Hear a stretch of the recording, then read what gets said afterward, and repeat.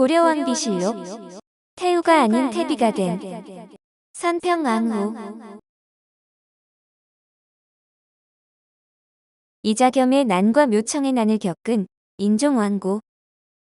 인종왕후는 성품이 어질고 효성스럽고 너그럽고 자비로웠으며 학문을 좋아하고 스승과 벗에 대한 예가 밝았다는데 예종 10년인 1115년에 태자로 책봉되었습니다.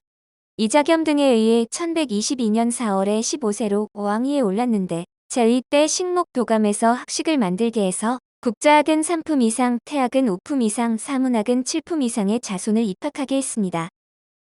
1126년 이자겸의 난이 일어나자 최사전과 척준경을 시켜 난을 진압하고 이자겸을 잡아 영광으로 유배시켰고 1127년 척준경을 유배시켰습니다.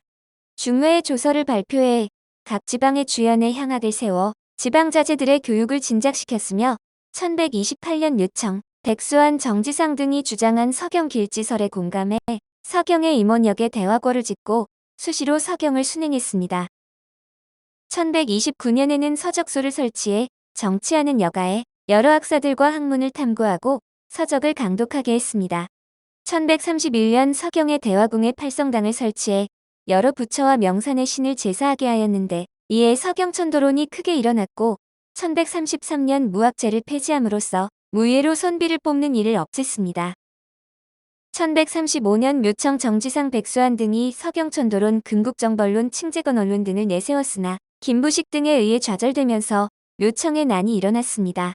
이에 김부식을 서경정토원수로 삼아 난을 평정하게 했으며 묘청의 난을 진압한 후 1135년에서 1145년간에 김부식 등에게 명해 관찬사서인 삼국사기를 편찬하게 했습니다.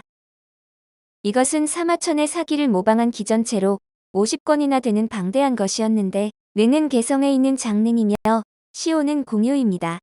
인종의 치세는 정치적으로 끊이지 않는 혼란의 연속이었는데 그가 왕위에 있는 동안에 이자겸의 난, 묘청의 난 등 굵직한 역대급 사건 사고가 연달아 터지면서 바람잘 날이 없었습니다. 외할아버지 이자겸이 난을 일으켰을 당시에는 궁궐이 불에 타서 전소되는 엄청난 화를 입었으며 묘청의 난 당시에는 묘청이 서경의 주민들을 선동하는 바람에 거의 내란 상태에까지 이르렀습니다. 제8대 현종 이후 100여 년간 지속되었던 고려의 전성기이자 태평성대가 이 시기에 종말을 고했으며 문벌 귀족 사회에서 축적된 불합리함과 불만이 본격적으로 터져나오면서 나라도 점차 흔들리기 시작했습니다. 제6대 성종 때 음서 제도가 생기고 문벌 귀족 사회가 등장했던 것은 맞지만 인종에 붙인 예종 시기까지만 해도 고려 군주의 왕권과 위상이 약하지는 않았었습니다. 그러나 기록을 보면 일생을 정치적 혼란에 시달려야만 했고 본의 아니게 고려의 쇠퇴 계기를 제공했지만 군주로서의 자질만큼은 갖췄던 것으로 보입니다. 인종이 이자겸의 세력을 제거했을 때 이자겸과 일족을 주살해야 한다는 의견이 나왔으나 인종은 이자겸이 장인이었으며 외할아버지라 죽일 수는 없다 하여 대신 유배령을 내리고 가족들도 건드리지 않았습니다. 당대 사람들은 이를 두고 인종을 자비 있고 덕 있는 왕이라 칭송해 인종이라는 묘호를 받았습니다. 그 외에 공이 있지만 궁궐에 불을 지른 척준경을 끝까지 옹호해주며 유배를 보내고도 편히 지내도록 해주었고 자신을 보호해 주었던 이자겸의 딸들을 보살펴준 점 등으로 인간성은 좋은 사람이었던 듯합니다. 그러나 일각에서는 반역자들과 일족에 대한 처벌이 미약하다며 인종을 우유부단하다고 비판하기도 했습니다. 이런 상황 타개를 위해 인종은 이자겸 일가의 궁중 퇴출 후에는 묘청 등을 비롯한 신진 일파들을 측근 세력으로 키워보려 했지만 개경파 김부식을 비롯한 기존 집권층의 반발에 부딪혀 실패를 합니다. 결국 묘청도 반란을 일으킨 뒤 제거되면서 씻을 수 없는 정치적 타격을 입은 것으로 추측되는데 인종은 권력 다툼과 두 번의 큰 반란이 일어나는 혼란스런 정국 속에서 본인만의 치적을 남길 새도 없었던 것으로 보입니다. 인종의 치세를 한 문장으로 정리하면 고려 전기 사회의 붕괴 조짐이 드러난 시대라 평할 수 있지만 본인은 삼국사기 편찬, 경사 육학 정비, 유신지교 15개조 발표 등 나라를 돌보는 데 최선을 다했습니다. 그러나 인종제 위기에 지배층 간 분열이 심화되어 아들 이종 때부터 고려는 무신정변 등 변란 등으로 본격적으로 쇠락의 길로 빠져들게 됩니다. 인종의 제2왕후 선평왕후.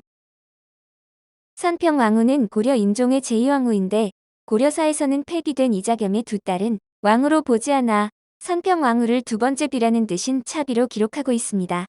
아버지는 산정도감 판관 김선인데 김선은 고려사에 의하면 병부상서이며 사위인 김지우의 묘지명에 의하면 호부상서로 추봉되었습니다.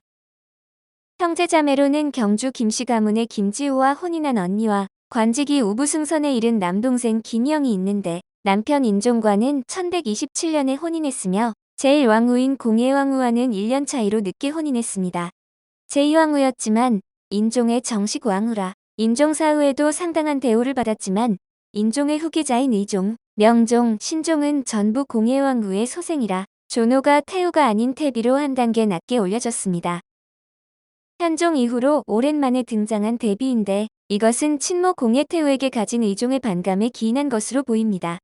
사후 시호는 의종을 폐위시키고 즉위한 명종의 견제를 받아 인종 공유대왕과 같은 공자 돌림 시호를 받지 못하고 선평이란 시호를 받았습니다.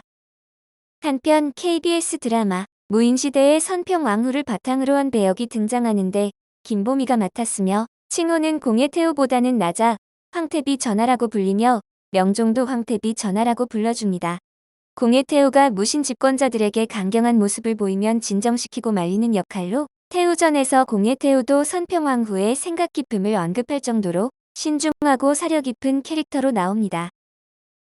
이의방의 반역 증거가 드러나자 태자비를 내보내는 것이 옳다고 설득하기도 하며 공예태후를 설득하려고 들었지만 이상하게도 이의방에 대해서는 강경하게 옹호만 하는 공예태후의 행동을 막지는 못했습니다.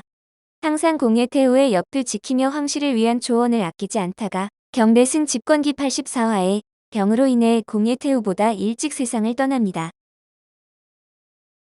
오늘 고려왕비실록은 태후가 아닌 태비가 된 선평왕후였습니다.